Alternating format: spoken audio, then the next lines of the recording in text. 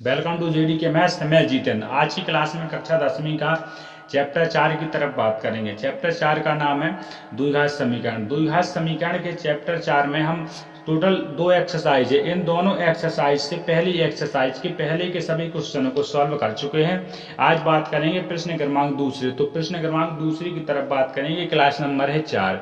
इसके पहले हम 3 क्लास से पहले ही रह चुके हैं, तो आज क्लास नंबर 4 की तरफ आगे बढ़ेंगे। तो 4 की तरफ आगे बढ़ने से पहले एक बार जो पहली वाली क्लास है जहां पर हमने द्विघात बहुपद की पहचान बताई है कि द्विघात बहुपद की पहचान कैसे करते हैं, और कर चुके हैं पहले के सभी क्वेश्चनों को किन विधि से किया हमने इन क्वेश्चनों को किया गुणनखंड विधि से। फिर बात करते हैं प्रश्न क्रमांक दूसरा। यहाँ निम्न स्थितियों को द्विघात समीकरण के रूप में निरूपित कीजिए। तो यहाँ जो है वो हल करने के लिए पूछा नहीं गया, तो हम यहाँ लेकिन हल करके बता देंगे, क्योंकि यहाँ पेपर में आपको हल करके भी पूछ सकता है कि इन द्विघात समीकरण को हल भी कीजिए, निरूपित के साथ साथ हल कीजिए। तो पहला वाला क्वेश्चन मैंने स्क्रीन पर दिख रहा होगा। एक आयताकार भूखंड का क्षेत्रफल 528 मीटर स्क्वायर है। क्षेत्रफल की लंबाई मीटरों में होगी। क्षेत्रफल की लंबाई को चौड़ाई निकालना है। तो भूखंड की जब लंबाई को चौड़ाई ज्ञात करना हो, यहाँ पर हमको दो चीजें दी गई हैं कि भूखंड की लंबाई चौड़ाई से 2 गुनी से 1 अधिक होती है। तो भूखंड की लंबाई जब चौड़ाई से 2 गुनी होती है, तो सबसे पहले एक आयताकार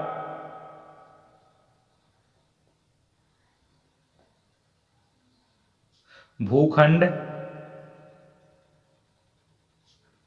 की चौड़ाई, एक आयताकार भूखंड की चौड़ाई मान ली हमने x। जब हम चौड़ाई x मान लेते हैं तो फिर हमको लंबाई भी देखनी है।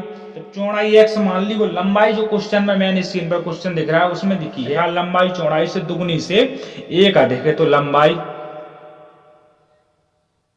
और लंबाई, तो आपने देखा लंबाई कितनी है, दुगनी से 1 अधिक, तो दुगनी हो गई चौड़ाई की और 1 अधिक हो गई। जे कितनी है, जे निकल आती है अपनी यहां से चौड़ाई। तो चौड़ाई निकली 2x प्लस 1, चौड़ाई 2x प्लस 1 निकलती है। इसके बाद देखना है प्रश्न अनुसार, जो प्रश्न बोल रहा है यहां से दोनों को सॉल्व करेंगे तो किस प्रकार का बन जाएगा। यहां से देंगे x और दुगनी से 1 अधिक हो जाती है मीटर स्क्वायर। हमने निकाला है इसका जी पूरे का क्षेत्रफल होगा जी, जहां लंबाई और चौड़ाई, जो क्षेत्रफल का सूत्र होता है वो लंबाई गुणे चौड़ाई होता है जी। आपको पता होना चाहिए क्षेत्रफल का सूत्र लंबाई गुणे चौड़ाई होता है। इसके बाद देखा हमने प्रश्न के अनुसार, तो जो प्रश्न बोलेगा इसके अनुसार ही करना है, प्रश्न से बाहर कुछ भी नहीं करना है, प्रश्न अनुसार। तो प्रश्न को एक बार बार ध्यान से पढ़ना है। प्रश्न को हमने ध्यान से पढ़ा तो यहाँ देखा हमने कि जी वाला क्षेत्रफल बनता है x, 2x और प्लस को 1 और स्क्वायर। यहाँ सवाल को पढ़ते हैं तो आयताकार भूखंड का क्षेत्रफल है 528। तो 528 इसका कर दो गुणा 2x स्क्वायर प्लस के x और बराबर में 528 है, 528 मीटर निकलता है। हमने इसको सॉल्व किया तो 2x स्क्वायर प्लस का x और माइनस के 528 मीटर, यहां से बन जाता है जी कुछ ऐसा समीकरण। तो सबसे पहले क्वेश्चन में यही पूछा है कि इसे द्विघात समीकरण के रूप में व्यक्त कीजिए। तो यहां से लिख देंगे अतः भूखंड की लंबाई और चौड़ाई का द्विघात समीकरण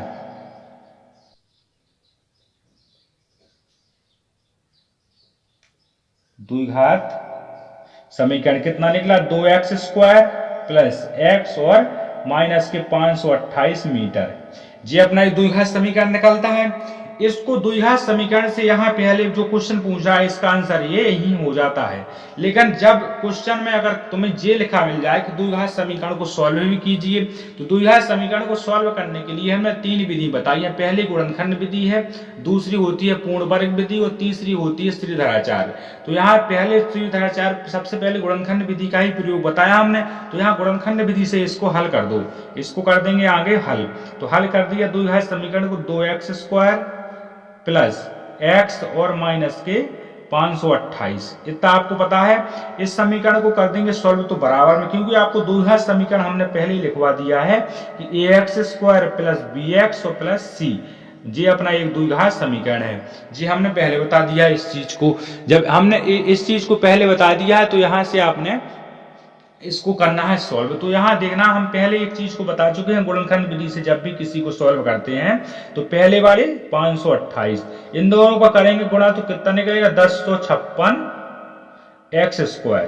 ठीक है, तो अब जो x जो लिखा है बीच में x लिखा है दूसरा गुणांक, तो इस x को ऐसे तोड़ना है कि जोड़ने घटाने पर आ जाए x, कोई भी संख्या ले सकते हैं, और गुणा करने पर आ जाए, जब गुणा करेंगे उस संख्या का एक दूसरे आपस में तो आ जाए 1056। तो हमने एक संख्या देखी थी 1056 को, हम पहले तो 1056 को तोड़ेंगे, ऐसा तोड़ना है दो संख्या को गुणा करने पर 1056 आ जाए और उनमें गैप भी हो एक का, बीच में क्रम से संख्या हो जाए, क्योंकि एक चाहिए अपन को जोड़ने और घटाने पर। तो हमने यहाँ देखा कि 1056 6 आखिरी में, इसकी पहला पद है जो एक काई वाला पद है यहाँ, तो 6 आना चाहिए आखिरी में। तो 6 का ऐसी संख्या गुणा करवा जिससे 6 आ जाए, तो 2 दूनी 6 होता है, तो 2 दूनी 6 एक और बीच में आती है, तो मान लो 3, यहाँ मान लो 32 और 33, 32 और 33 का दिया तो 3 त्रिका 9 यानी 900 आ जाएगा, 3 त्रिका 9 में 900 आ जाएगा, 900 से करेंगे 3 दूनी 6।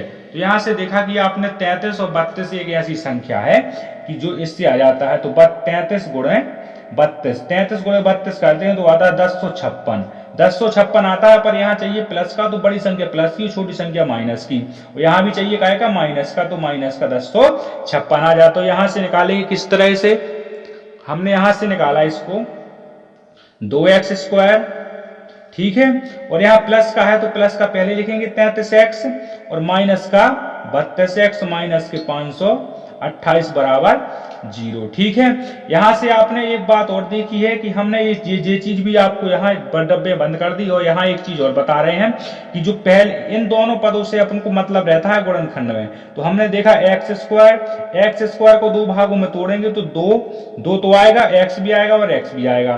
फिर हमने 33 को दो भागों में तोड़ा तो 33 भी आएगा और x भी आएगा, तो यहाँ से x निकल गया, यहाँ से x निकल गया, आ गया समझ में, यहाँ से x और यहाँ से x, तो x निकल गया बाहर। पहले वाले पद में है 2x और प्लस का चिन्ह लगेगा, प्लस का ज्यों करते हो, ठीक है, और यहाँ लिखे हैं 33 तो 33 लिख दिया, 2x का हुआ x में तो 2x², और यहाँ से x का करवाया 33 में तो 33x, माइनस का माइनस लिखवा दिया, जी वाला पद हमने फिर ज्यों करते हो यहाँ लिख दिया 228। यहाँ हमने इस वाले पद को ज्यों करते हुए लिख दिया। देखा 2 है भीतर, ठीक है, 2 एक बार भीतर आ जाता है, तो हमने 32 को तोड़ा दो भागों में, 32x को तोड़ा तो 16 गुणे 2 भी होता है 32 का मान, और यहाँ 528 को तोड़ा दो भागों में, तो दो भागों में तोड़ेंगे तो किस प्रकार 2 आ जाए बाहर, 2 बाहर कर दिया तो यहाँ से निकलेगा 528 का 250 और 14 दूनी 28 यानी 174 के आसपास निकलेगा। ठीक है, तो यहाँ से देखा हमने कि यहाँ ले लिए 16 दूनी 32 और 16 का करा दिया, इसमें गुणा तो निकलता है इतना, क्योंकि 8x और प्लस के 33, यहाँ से ले लिया x माइनस 16 और यहाँ बराबर का 0 ज्यों कहते हैं लगा दिया। ठीक है, फिर हमने एक बात और देखी कि यहाँ से दो पद निकले हैं, 2x प्लस के 33 बराबर में 0, x माइनस के 16 बराबर 0, तो यहाँ से निकलेंगे x बराबर 33/2 का माइनस का निकलेगा, j निकलेगा एक पद, यहाँ से निकलेगा x बराबर 16, तो j एक देखा j माइनस का है और j प्लस का है, तो j निकलेगा x का मान। जब x का मान j निकलता है तो फिर एक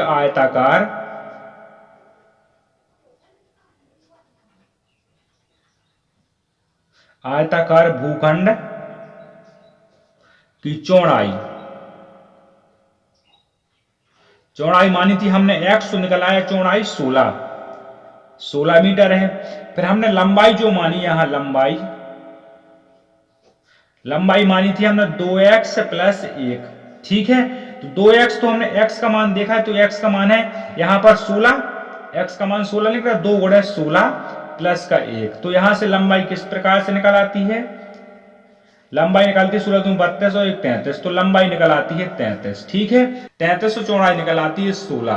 तो यहाँ से पूरा सवाल सॉल्व हो जाता है। तो अगर सॉल्यूशन सही लगा हो तो वीडियो को लाइक कर दें, शेयर कर दें, और चैनल को अगर अभी तक सब्सक्राइब करके नहीं रखा है तो चैनल को एक बार सब्सक्राइब जरूर कर लें। हम यहाँ न्यू एनसीईआरटी 2023-24 के न्यू पैटर्न के आधार पर सभी सवालों का सॉल्यूशन करते हैं एमपी बोर्ड, और 9वीं 10वीं 11वीं 12वीं की सभी क्लासेस, सभी विषय की क्लासेस और सभी विषय की न्यू ब्लूप्रिंट। अगर न्यू ब्लूप्रिंट नहीं देखे तो डिस्क्रिप्शन बॉक्स में लिंक पड़ी है, तो लिंक डिस्क्रिप्शन बॉक्स में जाएं और ब्लूप्रिंट को भी देख लें। धन्यवाद।